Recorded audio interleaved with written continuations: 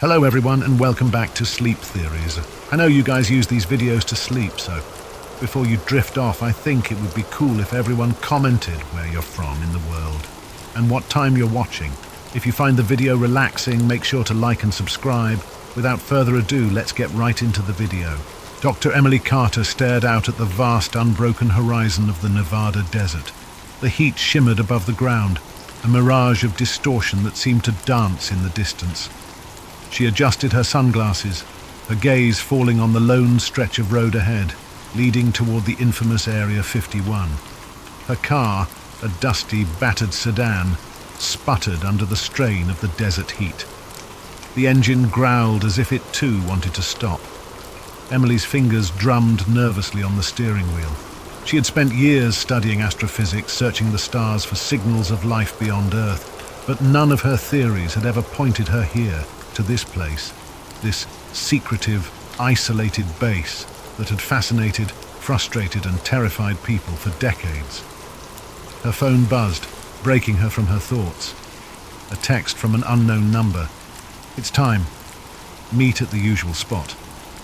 She took a deep breath, her heart racing.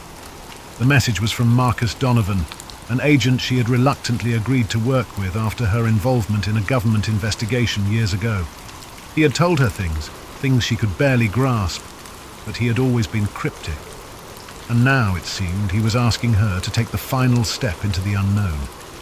The rumors about Area 51 ran wild. A secret military base, rumored to house extraterrestrial technology, the remains of alien beings, and research on things far beyond human comprehension. Emily had dismissed most of it as paranoid fiction. Yet here she was, on her way to the heart of the mystery. The car rolled to a halt in front of a weather-beaten wooden shack by the side of the road. There was no sign, no indication of what it was, only a lonely structure that seemed out of place. Emily parked and stepped out, squinting against the harsh sun. A shadow appeared in the doorway of the shack. Marcus Donovan. He was tall, with sharp features, and the kind of composed demeanor that made him seem like a man who knew how to control every situation. He wore a black suit, the collar of his white shirt slightly unbuttoned in the heat, his sleeves rolled up, but there was something in his eyes, something that betrayed the calm facade he wore. "Emily," he said, his voice low, "we need to move quickly. They're already watching." Emily's pulse quickened and her breath caught in her chest. Who's watching? Who are they? Marcus glanced around, as if ensuring they weren't being overheard, then nodded toward the distant hills. The ones who never stop. The ones who keep the truth hidden. Emily followed his gaze, her mind racing. For the first time in years, she felt the chill of fear creep up her spine. "What's really going on here, Marcus?" He turned and motioned for her to follow him into the shack. Inside it was dark and musty, with peeling walls and dusty furniture, but there was a faint hum of activity, a buzz that suggested something beyond the ordinary. "You're about to find out," Marcus said quietly. "It's all here, the answers you've been searching for, and the ones you might wish you hadn't found." The journey to Area 51 was not what Emily had expected. The sun began to set, casting an eerie glow over the barren landscape as they drove deeper into the desert. The roads grew narrower, the air thinner. Emily tried to shake the sense of foreboding that had settled in her stomach, but it lingered like a weight. As they approached the base, Marcus finally spoke again, his voice low but steady. "I'm not going to lie to you, Emily. What you're about to see will change everything you know about the world. It's not just about aliens. It's about something far more dangerous." Emily frowned. "What do you mean? You're talking like this is bigger than UFOs and government cover-ups." Marcus hesitated, glancing over at her. "It's bigger than anything you've ever imagined. I've seen it. I've been part of it. And now, you're going to be too." Suddenly, a sharp noise interrupted their conversation. A soft beep from the dashboard. Marcus's eyes widened. He quickly turned the steering wheel, pulling the car off the main road into the scrubby brush that surrounded them. Emily's heart pounded. "What's happening?" she asked, panic rising in her voice. "We've been spotted," Marcus replied, his voice cold, focused. "They're not going to let us in without a fight." The car screeched to a halt as several military vehicles appeared on the horizon, their headlights blinding in the darkening desert. Emily's hands clenched the edge of the seat, her body tense. "They won't shoot," Marcus said, his calmness unsettling. "They want us to think they will, but they won't." "How do you know that?" Emily asked, her voice shaking. "Because they want us to see the truth," Marcus replied, his eyes darkening. "And they know that the more we see, the harder it will be to forget." The military vehicles closed in, but as they reached a few hundred feet from the car, they stopped. The silence that followed was suffocating, as if the desert itself had drawn a deep breath. Then a man stepped out of the lead vehicle, a figure clad in black, his face obscured by the shadows of his hat. Marcus turned to Emily, his expression unreadable. "It's time." As they approached the entrance to Area 51, the massive steel gates loomed before them, heavy and impenetrable. Guards stood at attention, their eyes scanning the desert with an eerie precision. But Marcus walked up to the gate without hesitation, his hand raised, signaling for the guards to let them through. Emily hesitated, her mind swirling with disbelief. She had read all the reports, heard the wild stories, but none of it had prepared her for the feeling of stepping into this forbidden zone. "What are we going to see in there?" she whispered. Marcus didn't answer immediately. Instead, he looked at her with a knowing expression. "What you see and what you learn will be more than you can handle, but you have to choose, Emily. If you walk through that door, you can't unsee what's inside." The gate creaked as it slowly swung open, revealing the darkened expanse of Area 51 beyond. The base seemed to stretch out forever, an isolated world tucked away in the heart of the desert. Bright floodlights illuminated the towering structures in the distance, casting long, sharp shadows across the ground. Despite the presence of armed guards and military vehicles, there was an unsettling stillness about the place. Marcus led Emily through the gate without a word, his expression unreadable.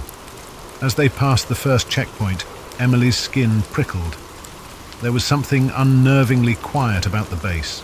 No sounds of machinery, no hum of activity, just an unnatural silence that pressed in on her from all sides. "Where is everyone?" Emily whispered. "The ones who matter are hidden," Marcus replied, his voice low. "The rest are expendable." They continued down a narrow, dimly lit road, the gravel crunching beneath their feet. As they approached a large metal door, it slid open with a mechanical hiss, revealing a small, sterile hallway. Emily's mind raced, her thoughts swirling with questions. Every step she took seemed heavier, the weight of the unknown pressing in on her chest. Inside, the air smelled faintly of antiseptic and ozone, and the walls were lined with cold, unforgiving metal. Marcus led her down another hallway, this one darker, the flickering lights casting long shadows. At the end of the hall was another door, this one far more secure, with biometric scanners and a series of codes required to unlock it. Marcus stood before the door, his hand hovering over the keypad. "This is it," he said, his voice betraying a hint of uncertainty. "Once we go through, there's no turning back." Emily didn't respond, her eyes fixed on the door. The sense of unease was growing stronger, but something inside her, a deep curiosity, a need for answers, urged her forward. She nodded, barely able to find her voice. "Let's go." The door slid open with a hiss, revealing a vast chamber filled with monitors, blinking lights and rows of sealed containers. At the far end of the room stood a large observation window, behind which a figure moved, shadowed and indistinct. "What is this place?" Emily asked, her voice barely above a whisper. "This is where it all began," Marcus replied, his tone somber. "This is where they study the things they don't want you to know." As they walked deeper into the room, Emily noticed the sealed containers, large, cylindrical, and ominously marked with strange symbols. Some were cracked open, revealing objects that seemed, out of place. Pieces of metal, crystalline structures, almost like and devices that defied explanation. She couldn't make sense of it all, her scientific mind struggling to comprehend what her eyes were seeing. This is... She swallowed hard. This is impossible. Marcus stopped in front of one of the containers, his expression hardening. That's what they want you to believe. Emily stepped closer, peering through the glass. Inside was a fragment of what looked like a craft, something clearly not of earthly origin. It was smooth and metallic, with an intricate, almost organic design. Her heart raced as she took in the sight. What is that? Is that an alien ship? Marcus nodded. It's one of the many things we've recovered over the years. We've learned a lot from it. Too much, in fact, but not everything. Emily's eyes darted from one container to the next, her breath quickening. There were dozens of them, each holding something different. A piece of a body, a fragment of a ship, strange artifacts she couldn't begin to understand. But the one thing that stood out above all the others was the object in the center of the room. It was a cube. The cube was encased in a transparent, airtight chamber, the surface of it glowing faintly with an otherworldly light. It seemed to hum, sending vibrations through the air. Emily felt an inexplicable pull toward it, a sense of wonder and dread intertwined. Is that... She couldn't finish the question. That's the key, Marcus said, his voice quiet. The one thing that can change everything. Emily stepped closer to the cube, her fingers itching to reach out, to touch it. But something stopped her. An unspoken warning in the air, a sense that even standing this close to it was dangerous. What does it do? Emily asked, her voice barely above a whisper. Marcus didn't answer immediately. Instead, he looked at her with a mixture of admiration and regret. It's not something you can just understand. It's not from our world. It doesn't obey our laws of physics or logic. It communicates in ways we can't explain. Emily's eyes widened. Communicates? Marcus nodded. It has a consciousness of its own. At least we think it does. We've been studying it for years, trying to unlock its secrets. But every time we get closer, the consequences get worse. Consequences? Emily asked, her heart pounding. What kind of consequences? Marcus hesitated, looking down at the floor. The kind that make people disappear, the kind that change your perception of reality, and the kind that draw attention we don't want. Before Emily could respond, a loud alarm suddenly blared through the facility, its shrill sound cutting through the tense silence. Red lights flashed, casting an eerie glow over the room. Marcus's face turned pale, and he grabbed Emily's arm, pulling her toward the door. "They found us," he said, urgency creeping into his voice. "We need to go now." "What's happening?" Emily demanded, struggling to keep pace as Marcus pulled her down the hallway. "There's no time to explain," Marcus replied, his voice tight. "They know we're here. They're going to shut everything down." As they ran through the labyrinth of hallways, the sound of footsteps echoed behind them, heavy, deliberate, and closing in fast. Emily's mind raced, trying to make sense of it all. What had she just seen? What was the cube? And who were they?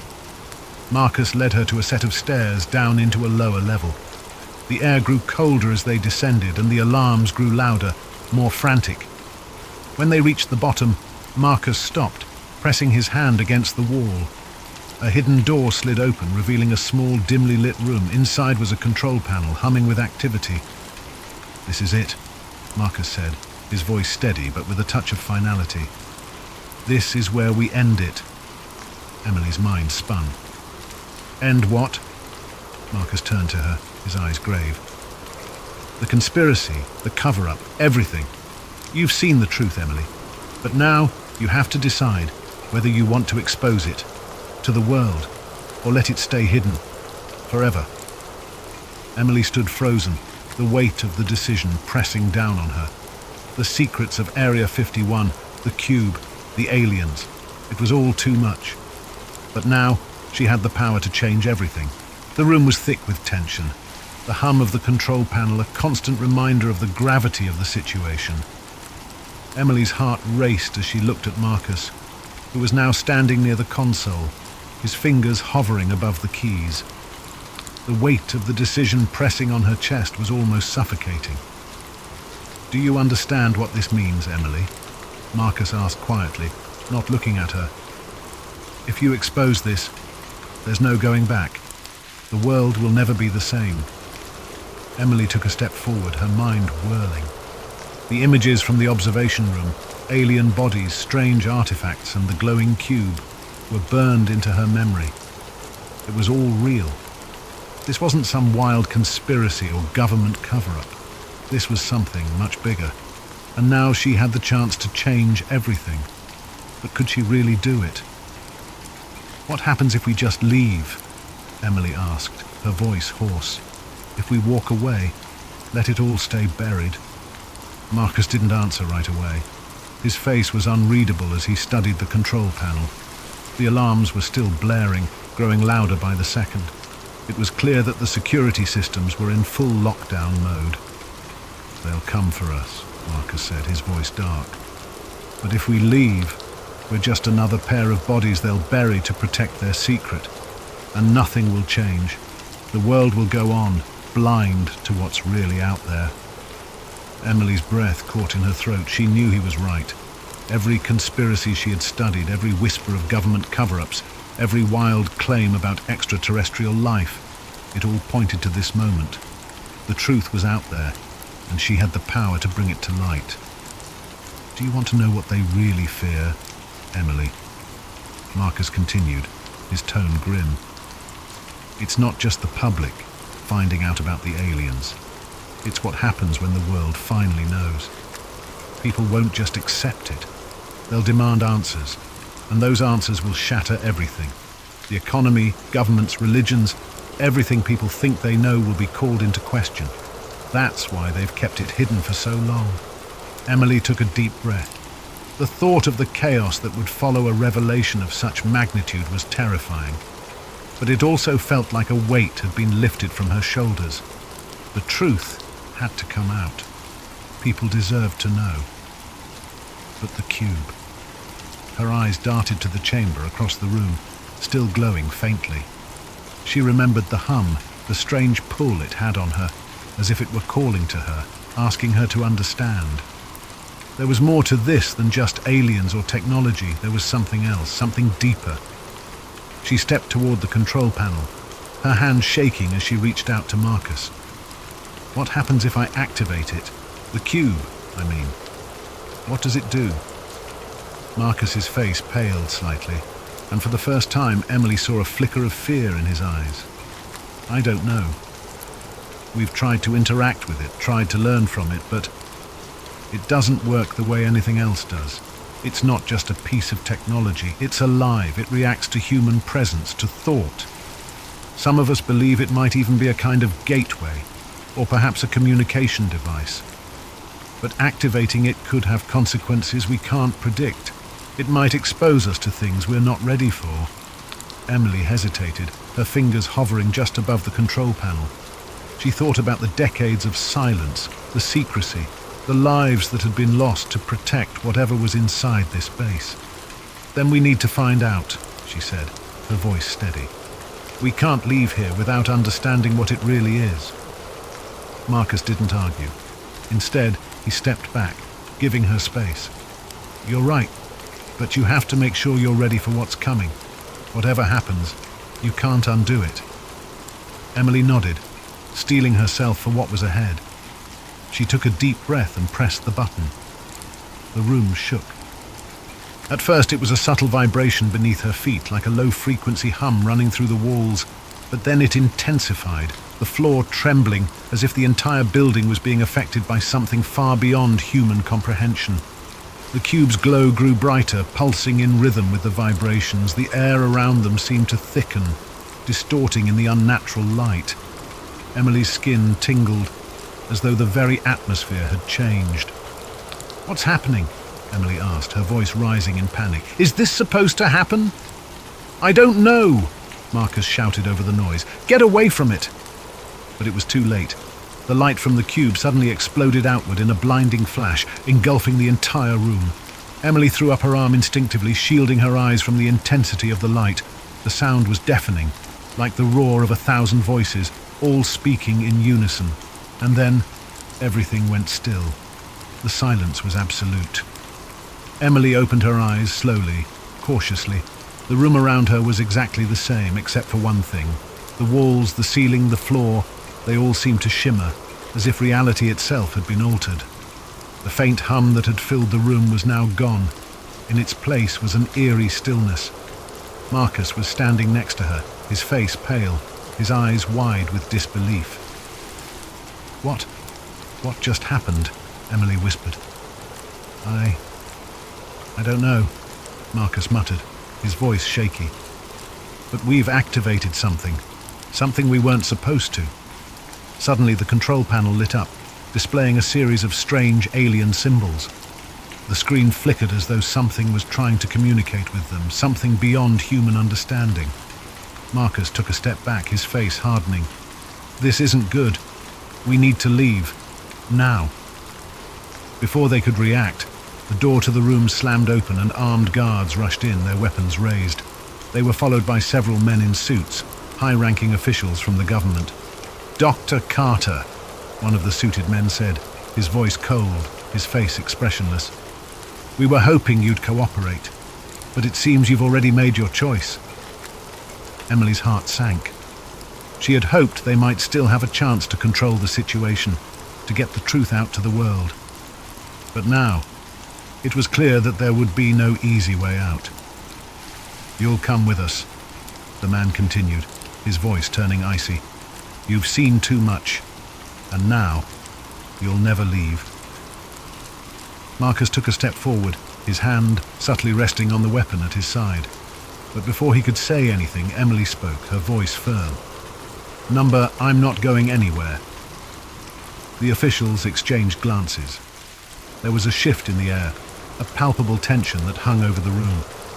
Emily didn't know what they would do next, but she knew one thing. She wasn't going to let them erase everything she had just uncovered. The truth was out there, and no matter the cost, she would make sure the world knew it. The air in the room was thick with tension, a quiet, simmering threat hanging over every word. Emily's mind raced, her thoughts darting from one possibility to the next. The glowing cube hummed softly, as though it was still alive, still reaching for something, or someone. Her heart pounded in her chest, the weight of her choices sinking in. The government was here, and they weren't going to let her go easily. The suited man who had spoken before stepped forward, his cold eyes locking onto hers. He was tall, with dark, slicked-back hair and a face that betrayed no emotion. Behind him, the guards held their weapons at the ready, their fingers twitching toward the triggers. "I don't know what you're dealing with, Dr. Carter," the man said, his voice smooth yet filled with an unspoken threat. "You've activated something you cannot control, something that was never meant to be touched by human hands." Emily stood her ground, her mind spinning, but her resolve hardening with every passing second. "What is it? What is the cube? What does it do?" The man's lips curled into a thin, humorless smile. "You wouldn't understand. No one could.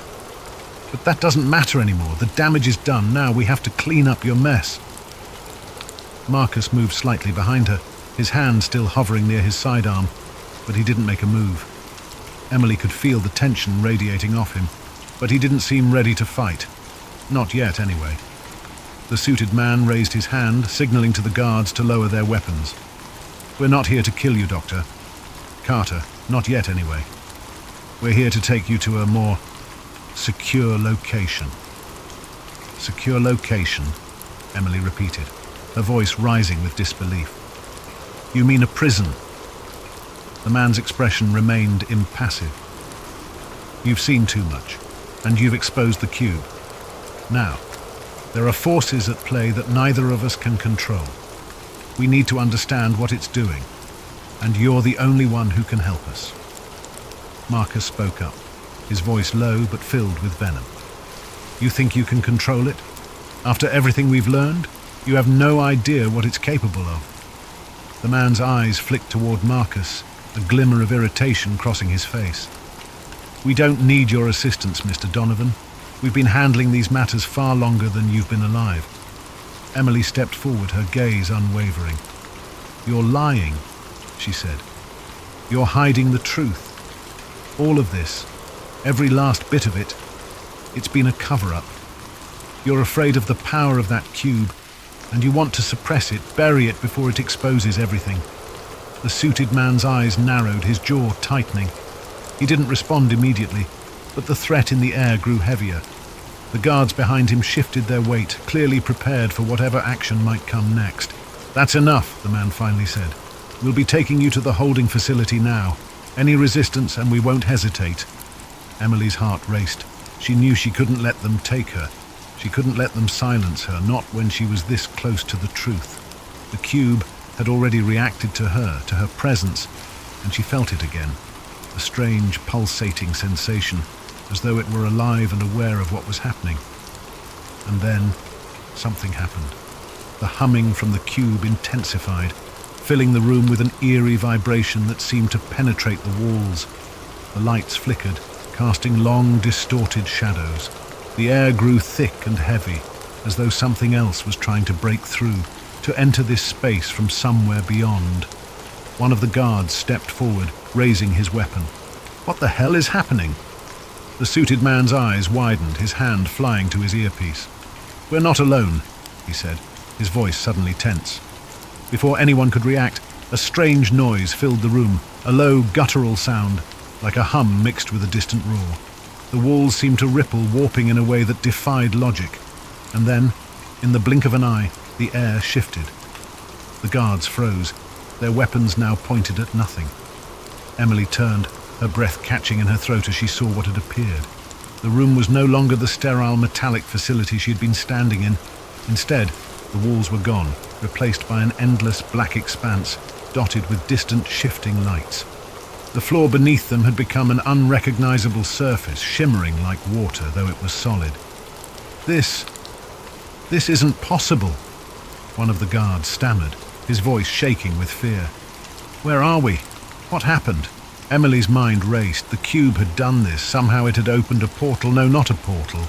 It was something deeper, something that connected dimensions, timelines, worlds. She didn't know how or why, but it was clear now. The cube wasn't just a piece of technology. It was a doorway to something far greater, far more dangerous. The suited man looked frantic, his hands shaking as he tried to recalibrate the control panel, but it was useless. The panel was dead, the symbols on the screen flashing erratically. Nothing responded. "This is impossible," he muttered, almost to himself. The cube was never meant to activate like this. It was supposed to stay dormant, sealed away. "Then why didn't you just leave it alone?" Marcus spat, his voice filled with contempt. "Why did you think you could control something so far beyond your understanding?" The suited man turned, his face pale, his eyes wild. "You think you're in control now? You think the cube just did this on its own? You have no idea what you've unleashed." Emily looked around at the distorted alien landscape that now surrounded them. "Then what is it? What is the cube? Why does it have this power?" The suited man opened his mouth, but no words came out. Instead, the room seemed to tremble once more. The strange hum intensified, growing louder, more insistent. Then, suddenly, a voice filled the air, a deep, resonant voice that seemed to echo from every direction. "You have opened the door." The voice was not human. It was ancient, reverberating through every cell of Emily's body. It felt like the very fabric of reality was bending, like the universe itself was speaking directly to her. The suited man's face twisted in horror. No, it wasn't supposed to. Emily's heart raced. "Who are you?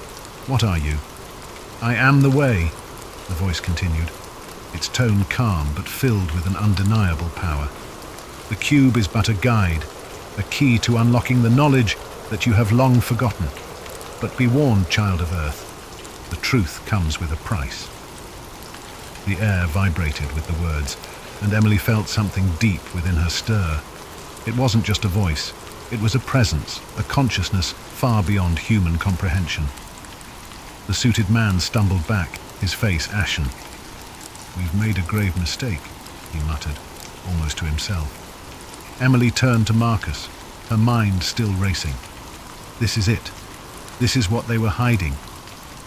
Marcus's gaze was steady, but there was fear in his eyes. This is just the beginning. The deep voice continued to reverberate through the air, filling every corner of the strange, distorted room. The ground beneath them shimmered like liquid glass, reflecting fragmented images of alien worlds, distant stars, and technologies far beyond human comprehension.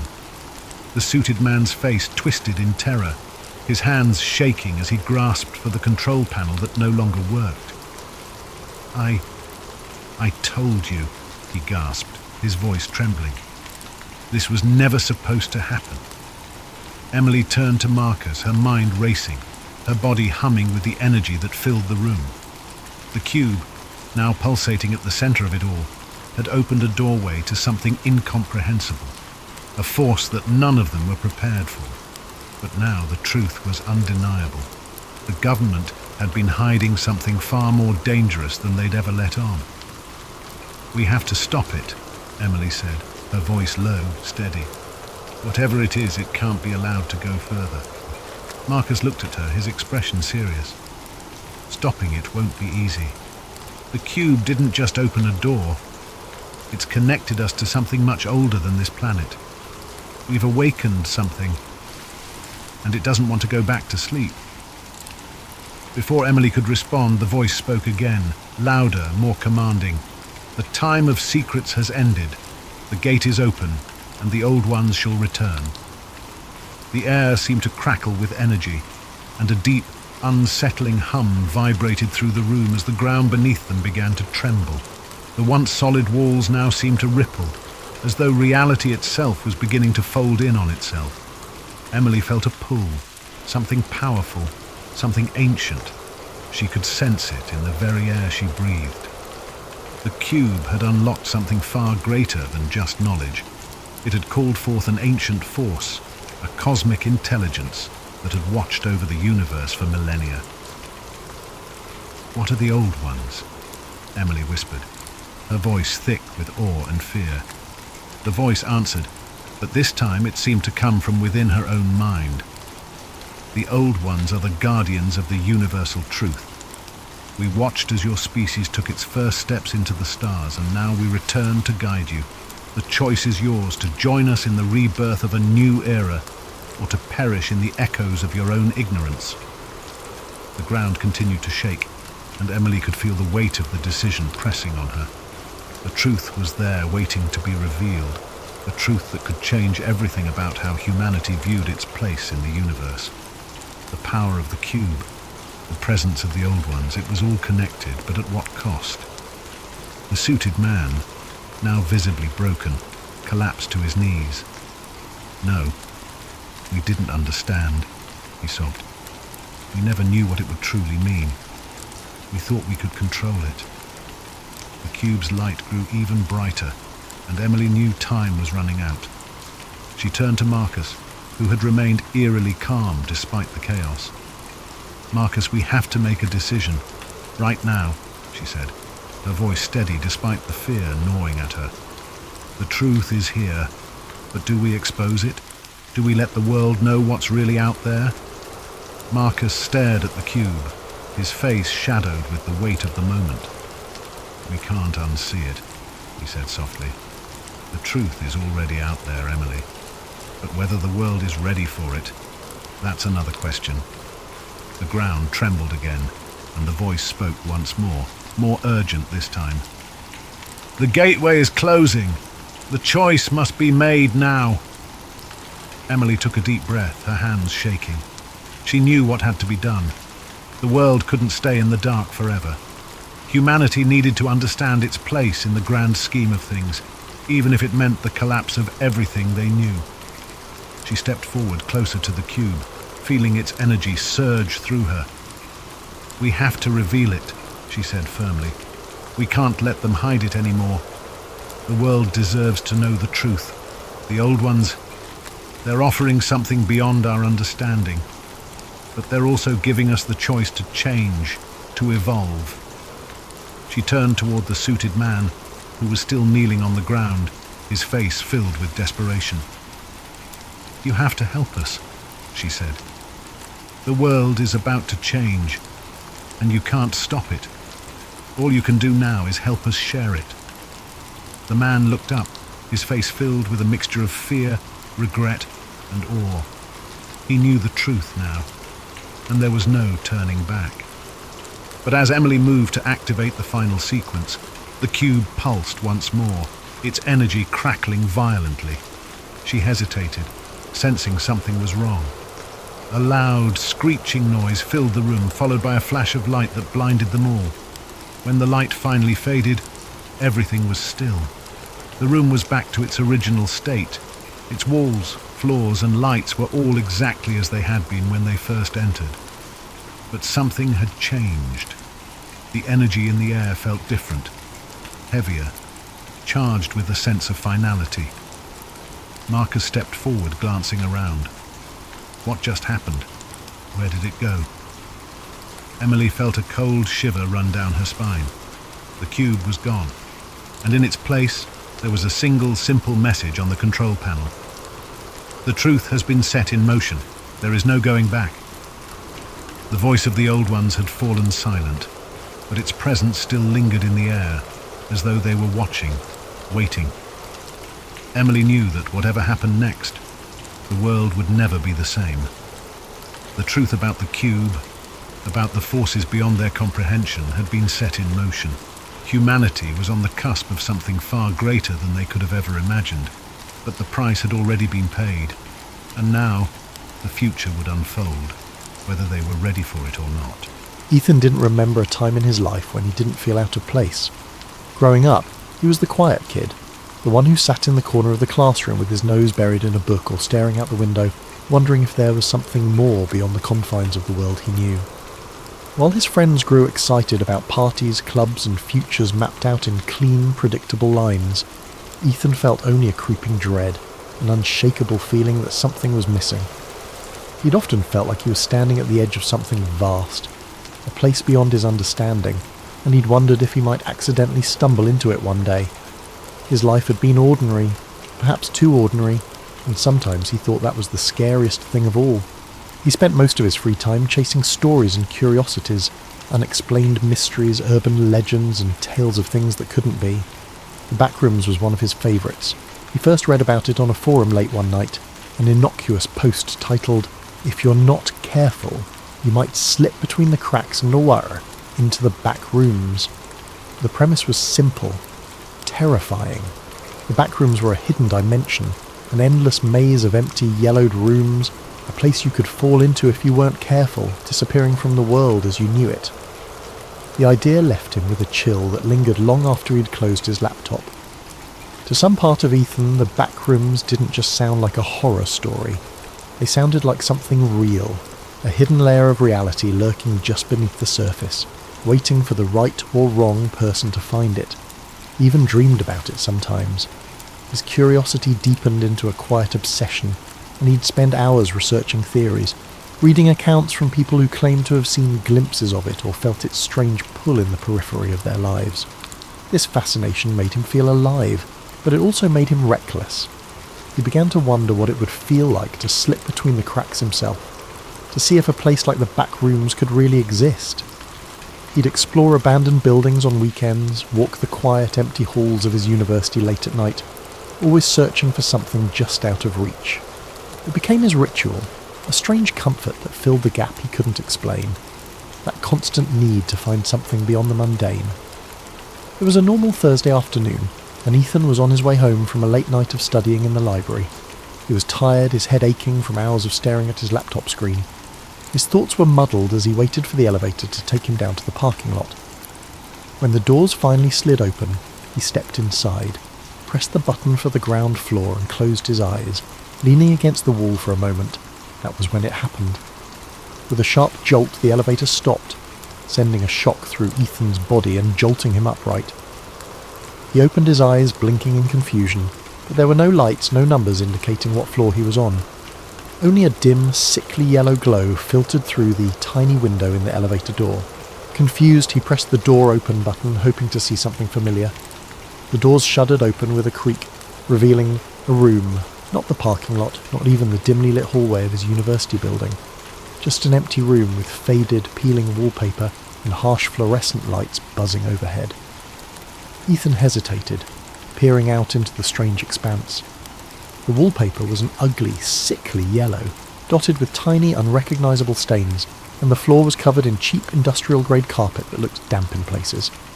The hum of the lights seemed louder out here, a grating drone that wormed its way into his skull. He felt his stomach churn, a deep primal unease settling over him. Taking a deep breath, he stepped out of the elevator. The doors closed behind him with a loud clang, but when he turned around, the elevator was gone. Nothing but an empty wall stood where it had been. Panic started to creep in as he took a step back, then another. This can't be real, he whispered to himself. His voice sounded strange, swallowed by the space around him. He turned, looking around, but all he could see was a vast stretch of identical yellow-tinted rooms. There was no end in sight, only more walls, more corners leading into more of the same. He tried calling out, his voice echoing faintly, swallowed by the relentless hum of the lights. "Hello? Is anyone here?" Silence answered him, thick and oppressive. With no other option, he started to walk, hoping that if he went far enough he'd find an exit, or at least someone who could explain this bizarre place. His footsteps were muffled by the carpet, and the further he walked, the more the rooms seemed to blend together. Every corner, every turn looked exactly the same, an endless maze of empty, deserted spaces. After what felt like hours of wandering, Ethan's initial fear dulled into a kind of numb desperation. He began to feel disoriented, the sameness of the place eating away at his sense of time and direction. His throat felt dry, and he realised he hadn't seen any signs of water, food, or even another living soul. Just endless rooms and the nauseating stench of stale air. Then he saw it. A shadow, flickering just beyond the edge of his vision, barely noticeable against the yellow walls. He froze, his heart pounding. The shadow was moving. "Hello," he called out again, his voice cracking. "Is someone there?" The shadow darted out of view, slipping around a corner before he could get a good look at it. His instinct was to run, to get as far away from that shadow as possible, but something compelled him forward. A morbid curiosity mingled with the faint hope of finding another human being in this nightmare. He crept forward, rounding the corner, but the shadow was gone. He continued down the hallway, the humming lights above creating a strange hypnotic rhythm that made his thoughts feel hazy and slow. Just as he was about to turn back, he heard a sound. It was faint, almost like a soft shuffling, as if something was dragging across the carpet. He held his breath, his heart hammering as he strained to hear. The sound grew louder, closer, until he could make out a strange, uneven rhythm, as though whatever was moving didn't have the same number of limbs as he did. He turned to face the direction of the noise, his eyes wide with terror. Emerging from around a corner was a figure, tall and impossibly thin, with limbs that seemed too long, too stretched, as though they'd been pulled like taffy. Its skin was pale, almost translucent, and its eyes were wide and empty, two hollow sockets that seemed to drink in the dim light around them. Its mouth stretched into a grotesque, gaping grin, filled with rows of needle-like teeth.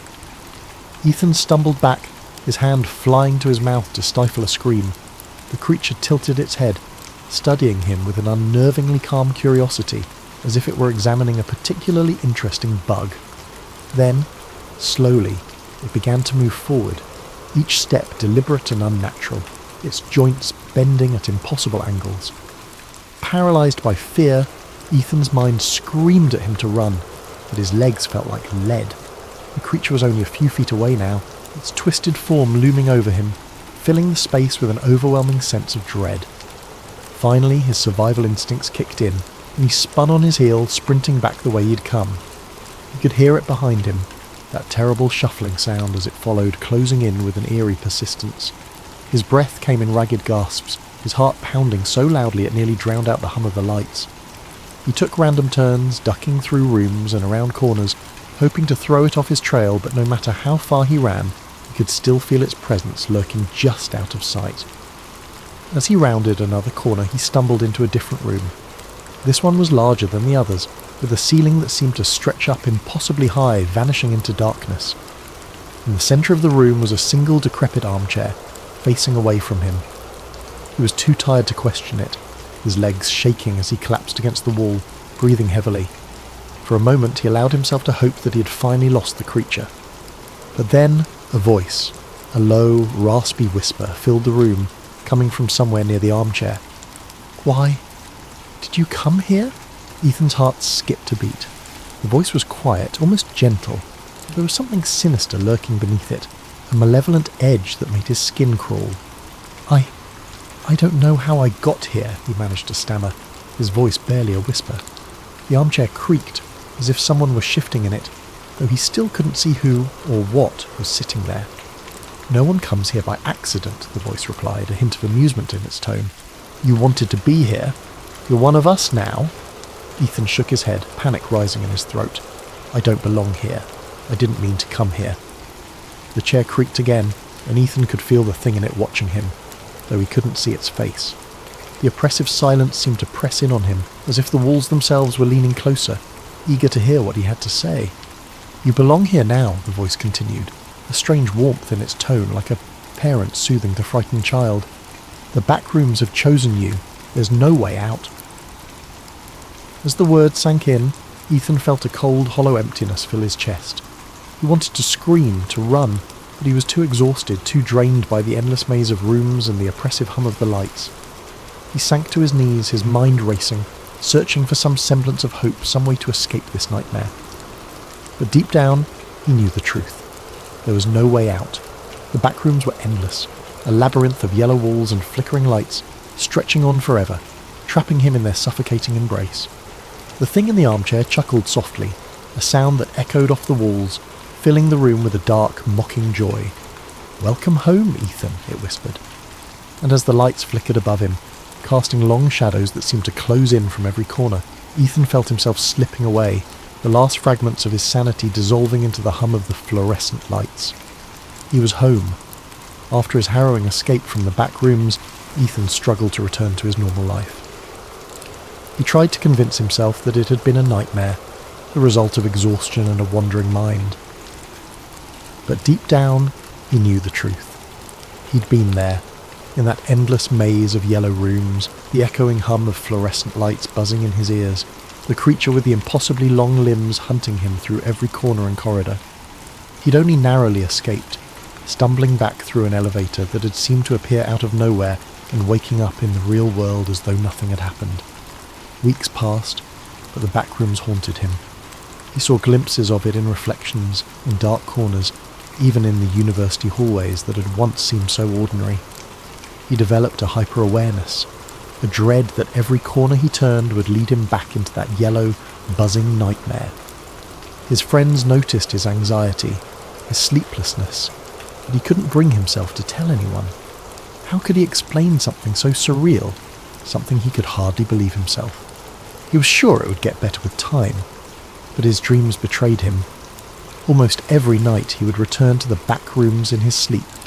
He would wander through its endless corridors, its stale, musty air thickening with every breath. No matter how he tried to direct his dream, no matter how aware he became, he was always drawn deeper into the maze. And in every dream the creature was there, lurking in the shadows, watching him with those empty eyes, that horrible grin. One night Ethan jolted awake, sweat pouring down his face, the hum of the fluorescent lights still ringing in his ears. His pulse pounded as he sat in the darkness of his room, clutching his bedsheets. It was a nightmare, just a nightmare, he told himself over and over. But the line between waking and sleeping was blurring, and he began to feel as though the back rooms were calling to him, beckoning him back. Despite his growing fear, something within him stirred, a curiosity, or perhaps a sick obsession. The fear of returning to the back rooms was tempered by an undeniable pull, a whisper that told him he hadn't yet seen everything there. He was certain it would swallow him whole if he went back, but some part of him felt he had to know the truth of what lay beyond those endless yellow rooms. The uncertainty gnawed at him, tugging at the back of his mind until he could think of little else. One Friday night, after another sleepless week, he gave in. It was as though he were possessed, acting on some deep unspoken impulse. He found himself back in the library, a little past midnight, with nothing but the quiet hum of the building to keep him company. He rode the same elevator he'd taken the last time, pressing the ground floor button, feeling the jolt as the elevator began its descent. But this time, there was no jolt to stop him. The elevator smoothly reached the ground floor, and the doors slid open to reveal the quiet university lobby. Disappointed and relieved in equal measure, he let out a shaky laugh. He'd been foolish, he thought, to believe the back rooms could be summoned by something so simple. As he stepped out of the elevator, he froze. The lobby looked different. The lights were dimmer, the walls slightly yellowed, and an odd damp smell hung in the air. Slowly, his heart sinking, he turned to look behind him. The elevator doors were still open, but there was no lobby beyond them. Only the familiar yellow-tinted wallpaper, the buzz of the fluorescent lights, and that endless carpeted expanse stretching into oblivion. Ethan felt a wave of nausea wash over him. He was back. Taking a deep breath, he steeled himself. This time, he wouldn't panic. He would stay calm, map out a path, and find his way out. He'd done it once, and he could do it again. But as he started to walk, he noticed subtle differences. The rooms felt darker, the smell stronger, almost like mildew mixed with something metallic. And the buzzing was louder, a harsh, grating sound that rattled in his skull. He wandered through the hallways, taking mental notes of every turn, every detail he could remember. But the back rooms seemed to shift around him, subtly changing with each step, making it impossible to find his way back. And soon enough, he began to hear the faint, shuffling footsteps he dreaded. The creature was here again. Ethan quickened his pace, his heart pounding. The footsteps followed him, echoing in sync with his own. He glanced over his shoulder, catching a glimpse of its grotesque, elongated form rounding a corner, moving with a horrible, jerking grace. He forced himself to keep calm, his mind racing as he tried to think of a way to escape. Room after room he searched for a way out, for any clue that could guide him. But the rooms seemed different this time, as if they were trying to trap him. The walls seemed to close in on him, narrowing with every turn, the air growing thick and stagnant. The creature's footsteps grew louder, closer, and Ethan knew he couldn't keep running forever. Finally, he stumbled into a room that looked different. A wide, empty space with a single door at the far end, something he hadn't seen before. With no other choice, he sprinted for it, throwing himself through the door just as he heard the creature behind him, its horrible breathing echoing in his ears. He shut the door, his back pressed against it as he gasped for breath. The room he'd entered was dimly lit, quieter, the buzzing sound fading to a low hum. The wallpaper was still that sickly yellow, but the atmosphere felt different, almost like a forgotten place, untouched even by the back rooms. In the centre of the room was a large rusted metal door, unlike anything he'd seen in his previous visits. With a surge of hope, he moved towards it, gripping the cold handle. He pulled and the door swung open, revealing a dark, narrow passage. He didn't hesitate. He stepped inside, the door closing with a heavy thud behind him. The passage stretched on, the air growing colder, the walls narrowing until he could barely fit through. He squeezed his way down the hallway, his hands brushing against rough, uneven walls, and as he moved he noticed something strange. The buzzing of the fluorescent lights was gone, replaced by an eerie silence, broken only by the faint drip of water echoing somewhere in the distance. He kept moving forward, the passage twisting and turning in unpredictable ways. The deeper he went, the darker it became, until he was stumbling blindly, feeling his way along the walls. His sense of direction was gone. He was deep within the back rooms, deeper than he'd ever been before, in a place that felt hidden, even from the horrors he'd already encountered. Finally, he saw a faint glimmer of light ahead. Desperate, he hurried toward it, his heart racing with hope. As he reached the end of the passage, he found himself standing before another door, this one old and weathered, with strange symbols etched into the wood. With trembling hands he opened it, stepping through into his room, his own bedroom, dimly lit by the first light of dawn. Ethan stared in disbelief, feeling the familiar softness of his carpet beneath his feet, the quiet hum of the city outside his window. He was home, truly home. He took a deep breath, his heart finally beginning to slow.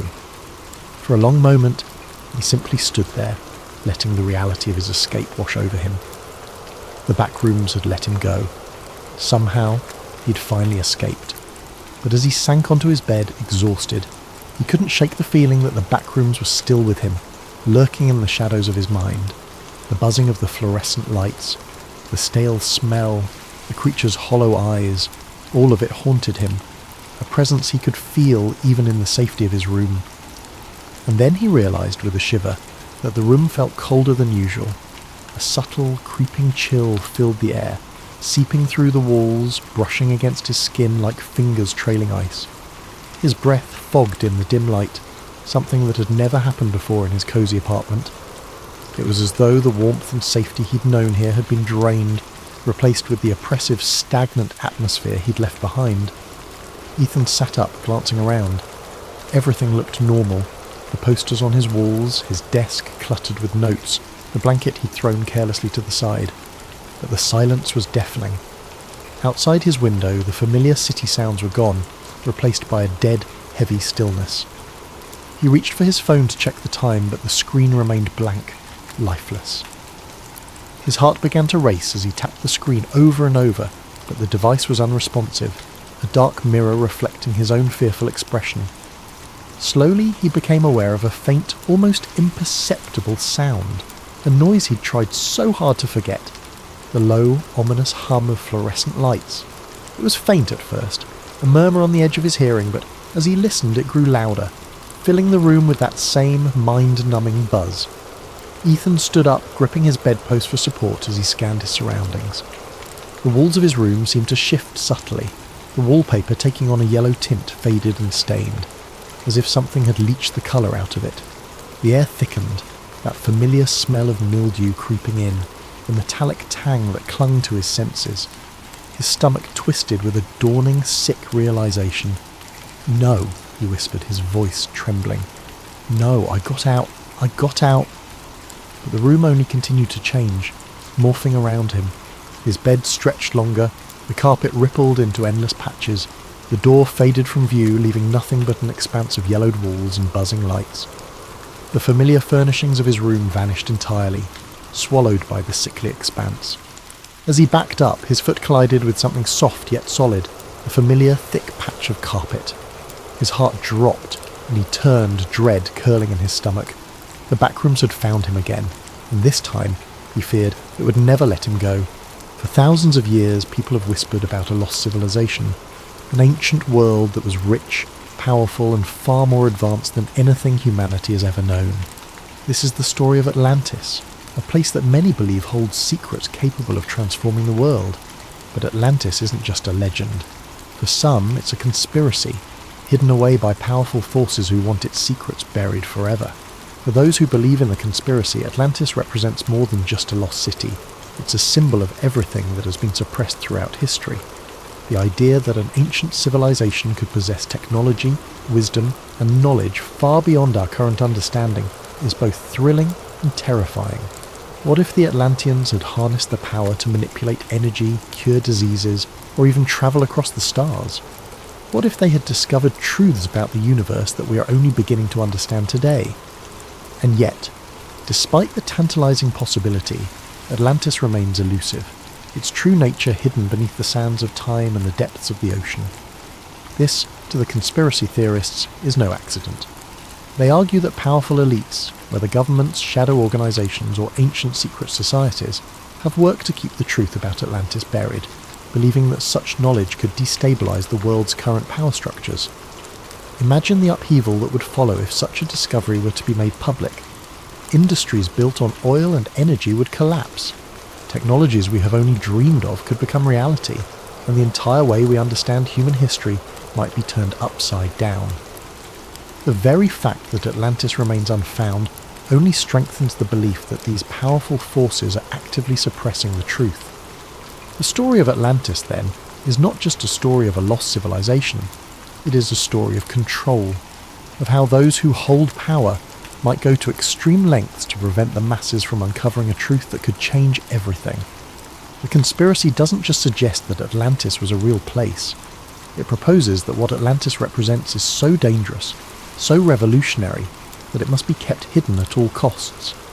The story of Atlantis begins with the ancient Greek philosopher Plato, who around 360 BC wrote about an extraordinary civilization that existed 9,000 years before his time. In his dialogues, Timaeus and Critias, Plato described Atlantis as a vast island empire beyond the Pillars of Hercules, the area we now know as the Strait of Gibraltar. Atlantis was a civilization with unmatched wealth and power, boasting vast resources, advanced architecture, and knowledge beyond the understanding of other cultures. The Atlanteans, however, grew arrogant and morally corrupt, challenging even the gods.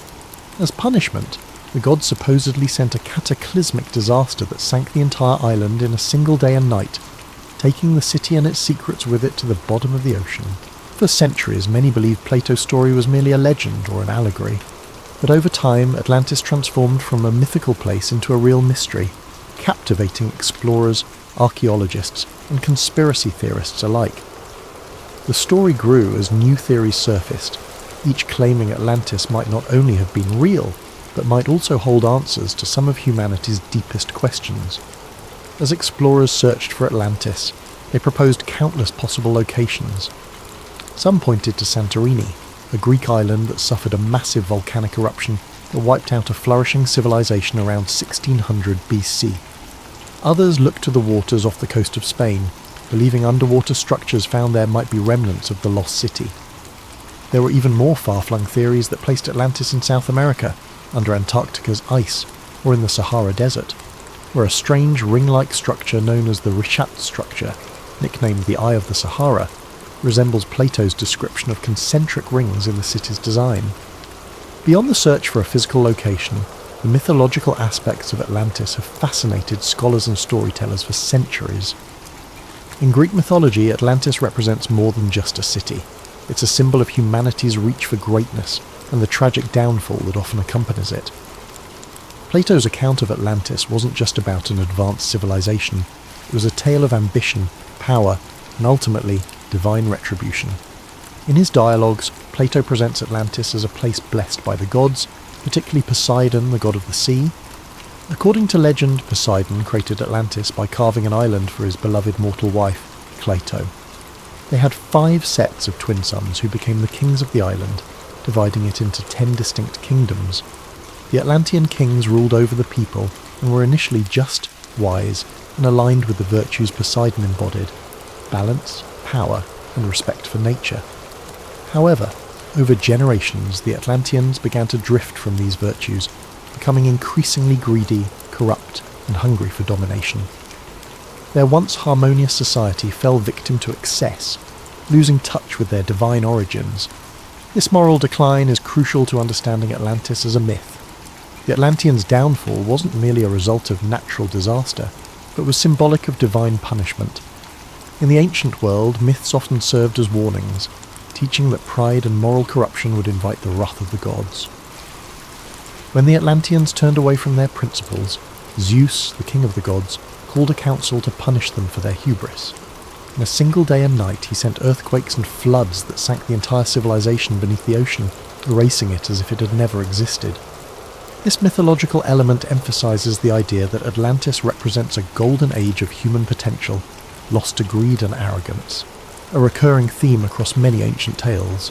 Some researchers have even suggested that the story of Atlantis draws from older myths that span multiple cultures.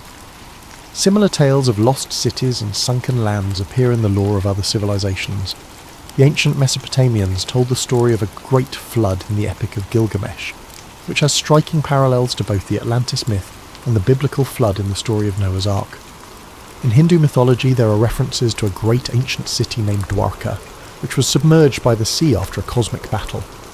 These stories collectively paint a picture of a recurring archetype in human consciousness, a fear of losing everything to the forces of nature or to the gods as a punishment for moral failure. Atlantis also evokes the concept of a lost paradise, similar to the Garden of Eden in Abrahamic traditions. Like Eden, Atlantis is thought to have been a place of purity, wisdom, and divine connection. Lost because humanity strayed from its original path. In this way, Atlantis serves as both a cautionary tale and a reminder of humanity's potential, a vision of a time when humans were closer to the gods, possessing wisdom and technology that have since been forgotten. In esoteric traditions and mysticism, Atlantis has taken on an even deeper significance. Some mystics believe that Atlantis was not only advanced technologically, but also spiritually. The Atlanteans, according to these accounts, were highly enlightened beings who had mastered forms of energy and consciousness far beyond what we know today. Some stories describe the Atlanteans as being able to communicate telepathically, access different planes of existence, or even achieve physical immortality. In these mystical views, the fall of Atlantis wasn't just a loss of a city, but the loss of a spiritual and intellectual height that humanity has not yet regained.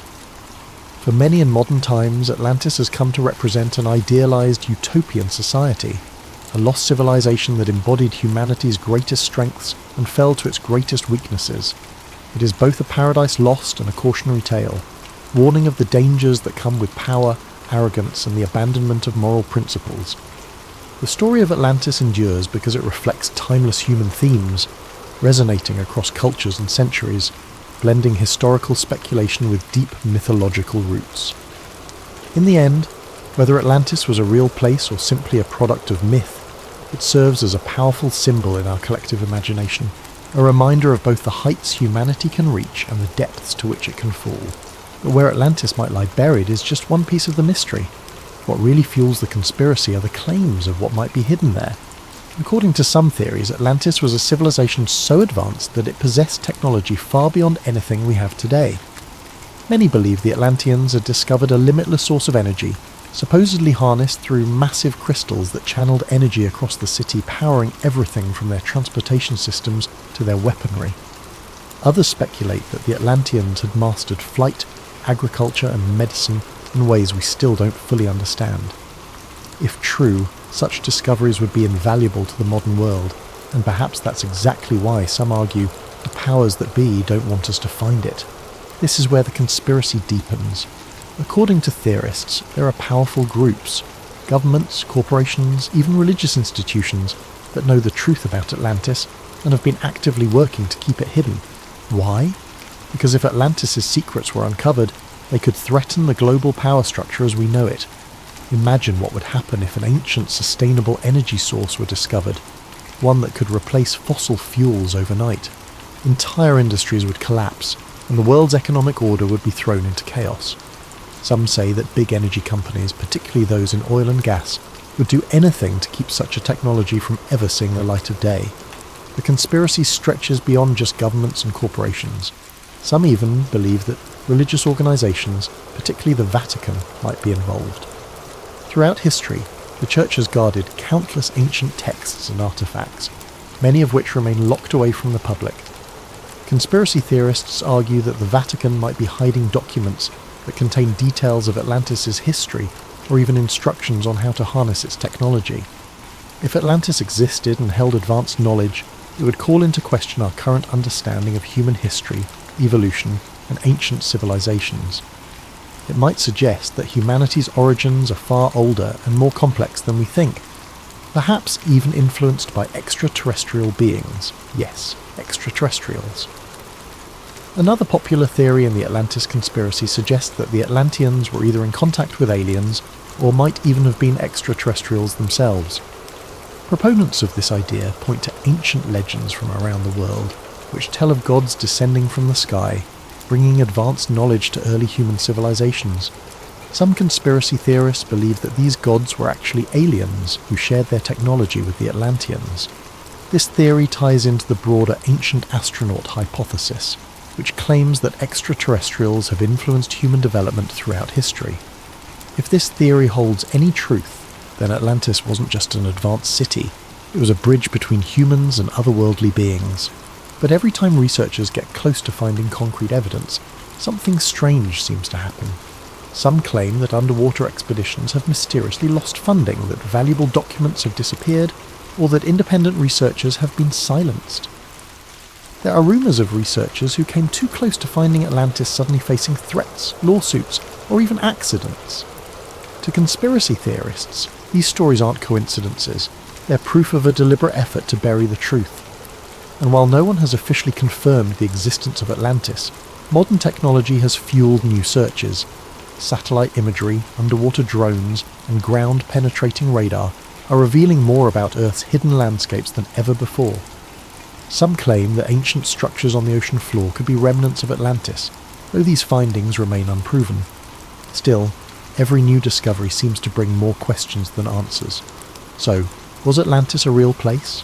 An advanced civilization that perished overnight, taking secrets of unimaginable power to the ocean floor? Or is it simply a myth? A story crafted by Plato to warn of the dangers of pride and hubris? For those who believe in the conspiracy, Atlantis is more than a cautionary tale. It's a hidden chapter in human history, one that's been intentionally erased. And the fact that we haven't found it yet doesn't discourage them. It only deepens their conviction that powerful forces want to keep Atlantis' secrets buried forever. Whether Atlantis is waiting to be discovered under the waves or forever lost to history, its legend endures. And as long as there are those who believe in its secrets, the hunt for Atlantis and the conspiracy theories surrounding it will continue. But perhaps what keeps the legend of Atlantis alive isn't just the mystery of whether it existed, it's the tantalizing hope of what it represents. Atlantis stirs something deep in the human psyche, a fascination with lost knowledge, untapped potential, and the possibility of an ancient civilization whose achievements could still reshape our understanding of the world today. For believers, Atlantis is not just a piece of ancient history, but a blueprint for humanity's potential, a lost paradise that, if found, could open doors to discoveries beyond our wildest dreams. Some conspiracy theorists even suggest that Atlantis' secrets could include revolutionary technologies that we have yet to rediscover, like the ability to harness limitless energy, profound medical knowledge that could extend human life, and scientific principles that could explain phenomena still unexplored. These theories weave Atlantis into modern discussions of everything from quantum mechanics to alternative energy sources, implying that a trove of Atlantean wisdom might lie buried beneath the waves, capable of catapulting humanity into a new golden age. If only it could be unearthed.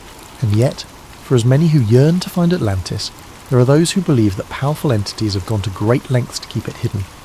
They argue that governments, secret societies, and powerful corporations have suppressed evidence of Atlantis to maintain control.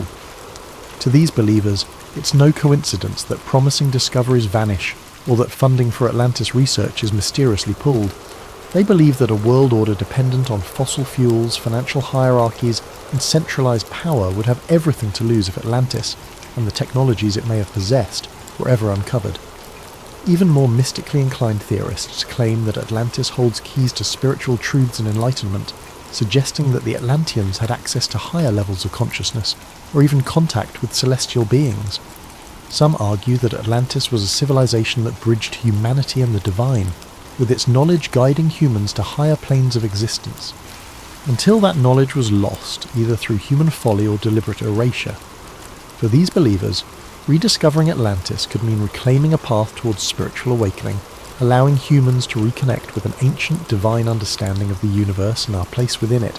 So as modern technology improves and underwater exploration pushes into new frontiers, the question remains, will we ever uncover the secrets of Atlantis?